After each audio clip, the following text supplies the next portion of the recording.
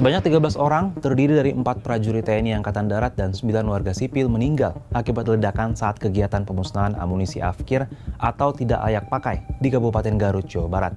Peristiwa ini menyisakan pertanyaan, apa sebenarnya penyebab ledakan dan bagaimana sebenarnya prosedur pemusnahan amunisi di TNI? Tragedi ledakan amunisi tersebut terjadi di Desa Sagara, Kecamatan Cibalong, Kabupaten Garut, Senin 12 Mei 2025.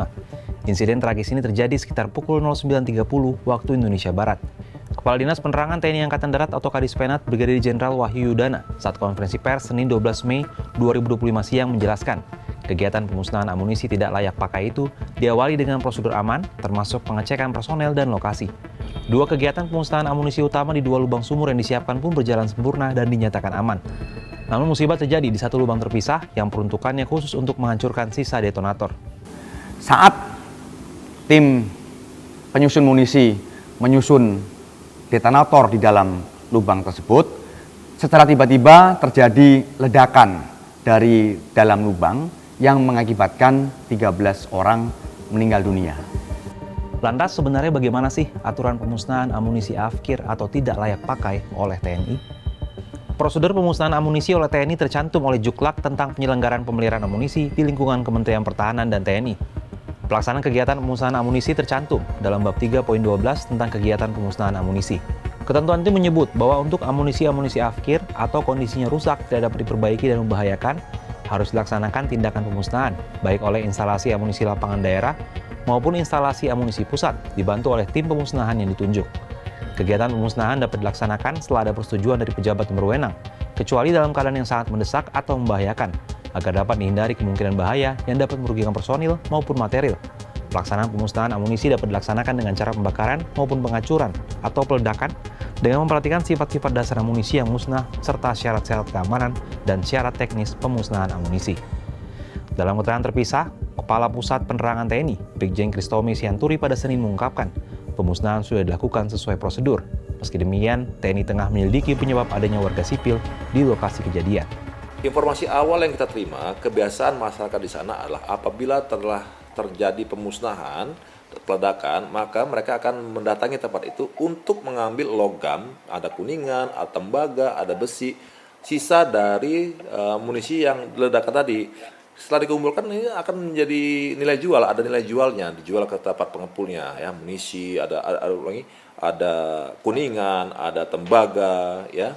Nah itu kan jadi duit, ya gitu ya, jadi ada nilai keuntungan. Nah itulah yang analisa kita yang dicari oleh masyarakat untuk mengumpulkan logam-logam tadi.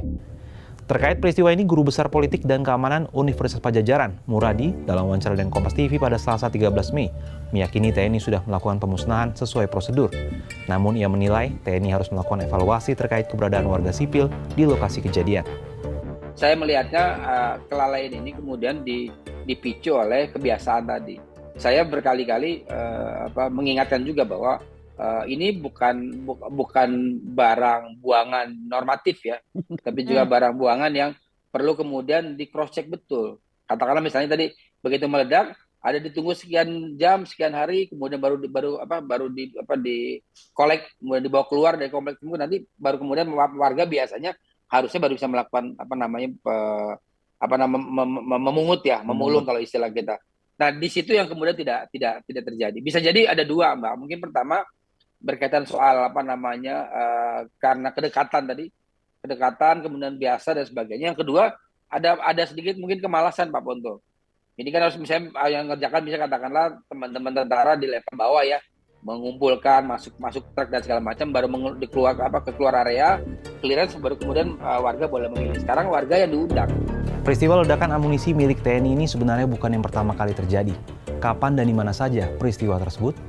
Setahun lalu, tepatnya Sabtu 30 Maret 2024, ledakan besar terjadi di gudang amunisi Komando Daerah Militer Jaya di Desa Ciangsana, Kabupaten Bogor, Jawa Barat.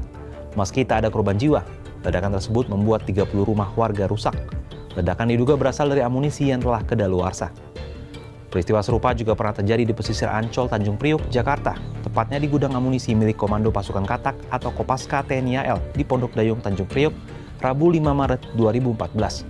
Sebanyak 87 prajurit TNI AL menjadi korban ledakan di Pondok Dayung, dengan satu dalam keadaan kritis dan seorang lainnya meninggal. Sedangkan 85 orang lainnya mengalami luka ringan. Ledakan diduga berasal dari bahan peledak TNT.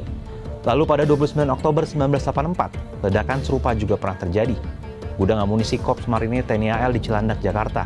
Sedikitnya, 1.500 rumah warga rusak dan hancur, serta lebih dari 1.000 keluarga diungsikan. Dalam keterangan resmi Angkatan Bersenjata Republik Indonesia atau ABRI, tanggal 31 Oktober 1984, disebutkan 15 orang tewas dan 26 orang terluka dalam musibah tersebut. Peristiwa ledakan amunisi di Garut, Jawa Barat ini tentunya menjadi catatan merah bagi TNI. Pasalnya, peristiwa ini bukanlah yang pertama kali terjadi, bahkan sampai memakan korban jiwa dari warga sipil. Evaluasi mesti dilakukan secara tegas.